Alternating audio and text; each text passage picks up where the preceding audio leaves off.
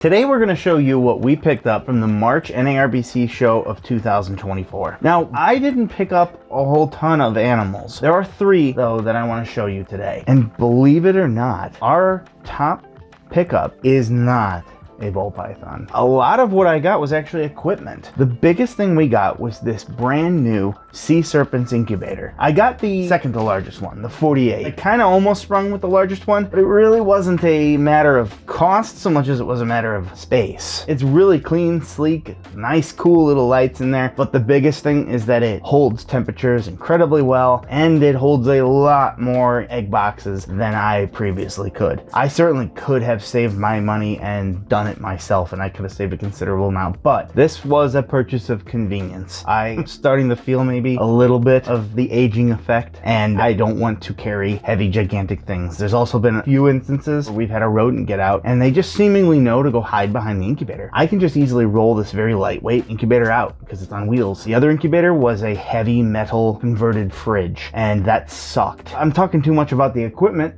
but I did want to show it off because it's really cool. I'm really excited. This should keep me going for a very long time, honestly. Now, a lot of the ball pythons we picked up before the show. Some of them I got on North Market Auctions. I just picked them up there. Like this proven breeder boy. I got this boy from Hulker's Herps, and he is a banana Yellowbelly het puzzle. Proven breeder. He's obviously got a very good size to him, and the reason I got him is because I have a puzzle girl, and she has grown to breeding size in a very short period of time. A little over 2 years, actually. I was gonna wait to pair her. I still probably will, but I wanted the option to get puzzled directly, because right now I was going to pair her to my monarch to create double hets, and I still think I will, but in the future I would like to obviously create visual puzzles as well. And this boy came along, and the opportunity and price lined up very, very well. He is really cool, but he is jumpy, and he's actually calmed down considerably, but he was going after us when we first got him out here. I literally had him in a blanket sitting on the side of the table while I recorded our intro so that he would calm down. But he's big, he's a big eater, he's cool in his own right, but it's his potential to make puzzles and combine with my sterling puzzle weirdo or hit daddy, however you want to call that. That is what I'm most wanting out of him, is to create a visual puzzle. And at the price I got him, normally you want your males, in my opinion, to be visuals. He's gonna go to multiple females, but this was an opportunity. I wasn't even gonna go for visual puzzles right away. I was gonna go for double hets from the monarch. But now I have that option with this male here. So he's not going to be super duper long term, but I'm gonna at least produce some visuals, hopefully get some banana cinnamon puzzles and Yellowbelly in there obviously as well. That weirdo gene, I would very much like that to be passed on, but I'm very happy to have gotten him, and I hope that he knows that he can settle down, but he is very cool in his own right as well. The next animal that we picked up from Jersey Guy Balls, also off the Morph Market Auctions, would be this animal here. And at first glance, you are looking at this and saying, oh, there's nothing super duper special about this. Kind of looks like a busy patterned normal. But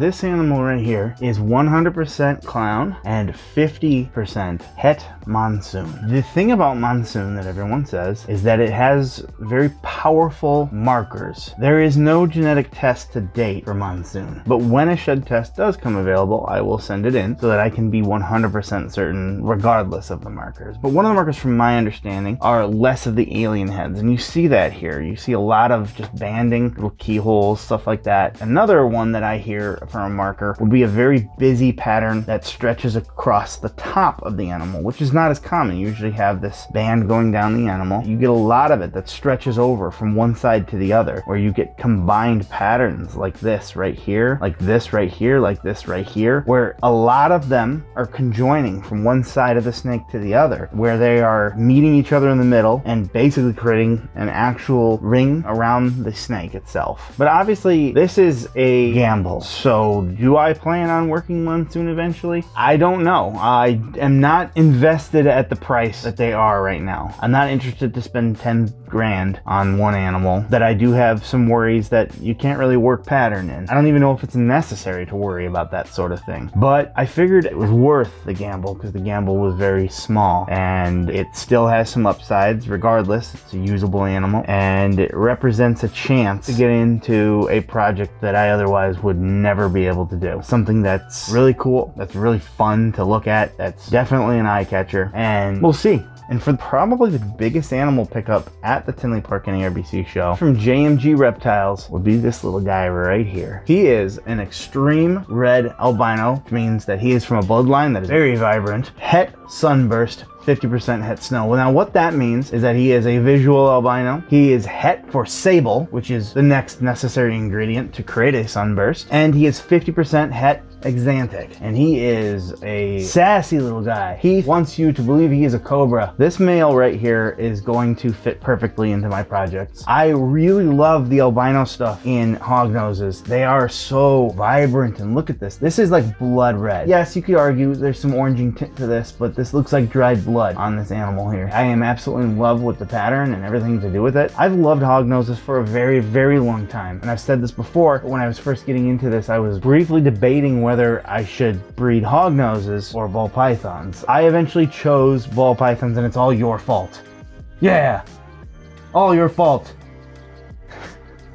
I chose ball pythons because I have kept ball pythons for longer. I also like the incredible diversity for them, but there's nothing wrong with hoggies. They're awesome, and all of this display of sass is just so funny. He has hit me with his shovel head so many times. Most of the strikes from a hognose are bluff strikes. They are never going to typically bite you, and yes, they are rear fang venomous, but it's the level of bee sting in terms of that sort of stuff. It kind of just hoofs you up a little bit. Certainly nothing to really be super duper concerned about. They definitely put on a very good display. Just to let you know, they usually get out of this, and the female I've had longest is already done doing this. She very rarely does anything. Maybe when she's in shed, she'll huff a little bit at me. But when you first get them when they're very little, man, they are full of piss and vinegar, so to speak. But he himself is just so incredibly vibrant. JMG is a leader of hognoses. They are, in my opinion, the leader of hognoses. But having the extreme red albino was very important to me. I wanted something that stood out, something that wasn't just a sunburst. I love the sunburst, I love the albinos, but I wanted something that stood out a little bit. The snake that I have also happens to be a 66% het exantic herself. So now I have one male, two females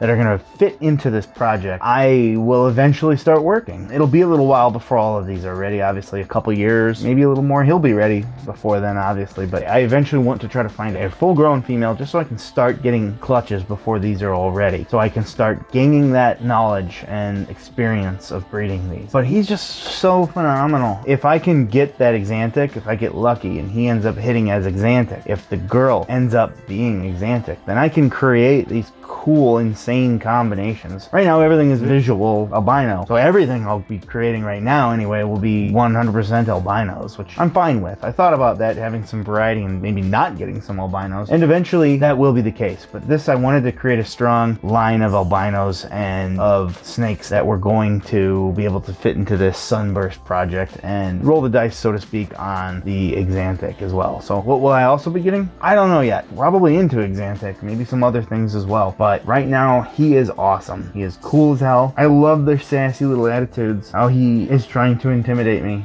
It's awesome. This is a pretty powerful breeder, and I'm very, very happy to have him to complete my first kind of mini project outside of ball pythons. Hope you enjoyed the video and our awesome pickups. Which one was your favorite? Comment below, let us know. If you'd like to see everything at the Tinley Park NARBC show, you can actually check out our full walkthrough right here.